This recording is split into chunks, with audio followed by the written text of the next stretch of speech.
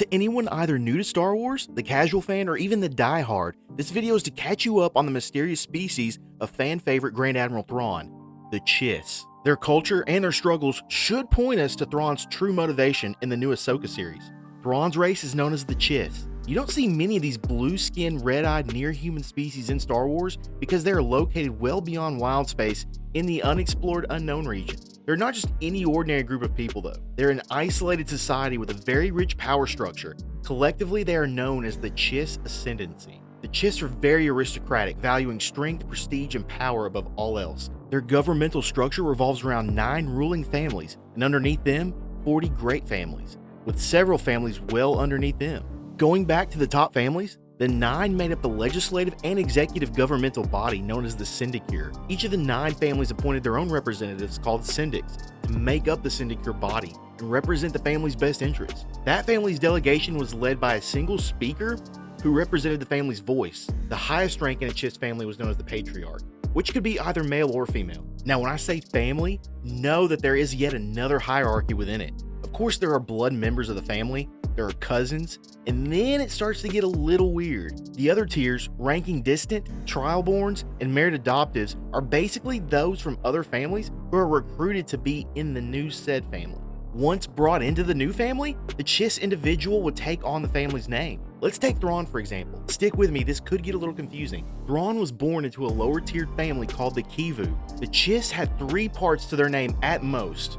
Our guy was born Kivu Ron Nuru. To shorten their names, they would go by what they would call the core names. In this case, our guy's core name was Varon. As his military career is blasting off, he is noticed by one of the 9 ruling families known as the Myth. They bring Varon into the family as a married adoptive, and his name changes to Mithron Nuru with a new core name, Thrawn. Now, after committing a great act of heroism in protecting the Chiss Ascendancy in another family known as the Stybla, Thrawn is honored with yet another addition to his name, making it Mithron Nuroda, but still with the core name of Thrawn. And yes, that's his final name change. Originally, there was no structured governmental military. Each family built their own fleet and handled their own business. And if they needed help, they would call on one of their allied families in the Ascendancy. It's important to note here that not all of these ruling families got along. Naturally, there was some bickering and arguing. There were always political moves made in order to gain power over other families. That's very important for something coming up in the video later. One of the biggest moves the Syndicure made was the formation of an external military fleet known as the Chiss Expansionary Defense Fleet. Their only purpose was really to protect the Ascendancy from outside the borders and prevent any measures from any and every outside force. The top leadership of the Expansionary Fleet was to be unaffiliated with any of the ruling families so that the Expansionary Defense Fleet could always remain neutral in times of an internal struggle. Flag officers such as Admiral Aralani were honorably stripped of their family names for that reason. The most interesting secret that the Ascendancy keeps is the efficiency of their navigation techniques. Traveling through the unknown regions is nearly impossible. In order to travel safely through hyperspace, the Chiss used navigators who were force sensitive. But there's just one problem. The only members of the Chiss species who were force sensitive at the time were young girls. In order for the fleets to be able to move through hyperspace effectively, these little girls would have to be stationed on a Chiss capital ship. Knowing what we know about the Force and the Jedi, Force abilities fade over time if the individual is not properly trained to know what they are truly handling. These young girls are enlisted at about age 7 and served until about 14 or 15, when their abilities sadly fade away. Now, you can call this part a coincidence or not. I have my own theories as to this connection, but these young girls were known as Skywalkers. Take that one however you would like. So, we've brushed up on some Chiss culture.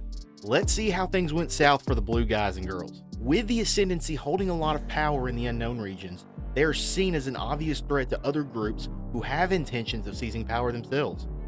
Enter Jixtus. This mysterious D-bag recognizes the power that the Chiss hold, and he also knows of the internal political strife between the ruling families. Thrawn is able to sniff out the suspicious activities of someone pulling the strings behind several skirmishes involving other species, such as the Nicardoon and the Agbui. Jixtus, whom we later discover is a part of a menacing species known as the Grisk, became the architect for a civil war that he aimed to incite within the Chiss Ascendancy. And I'm using these guys to represent the Grisks physically because the author Timothy Zahn has really kept their physical attributes under wraps.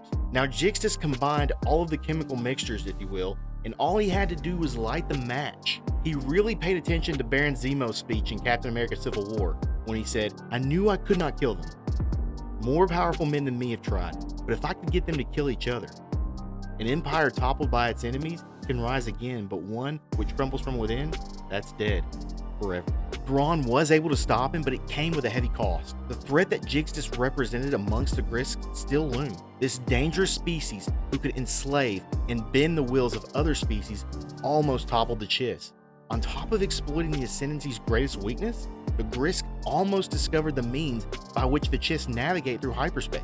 And spoiler alert, they eventually do find out, and they start kidnapping the Chiss Skywalkers. All of this was truly enough to frighten Thrawn, so much so that he conspires with the head of the Expansionary Defense Fleet when he's exiled by the Ascendancy, with the hope of connecting with and infiltrating this galactic republic he's been hearing about. He does this to gauge whether or not Palpatine would be a viable ally to help destroy the Grisk, or whether they were that slow kid on the playground the Chiss could just push into the path of the Grisk while they desperately get away. Knowing all this, knowing how much these Grisk really scared Thrawn, and knowing that he used his own exile as a mission to infiltrate the Empire to hopefully get some help to destroy these people, do you really think he cares about being the heir to Palpatine's throne now that Palpatine is gone? Do you really think he cares about being heir to the Empire in the new canon? Or do you really think his true allegiance lies with the Chiss Ascendancy? Just some food for thought. This is the canon situation that the Chiss just happened to be in. If you'd like a part 2 on where I outline Thrawn's time in the Imperial military, just let me know in the comments. So until next time, take care, God bless, and may the Force be with you, always.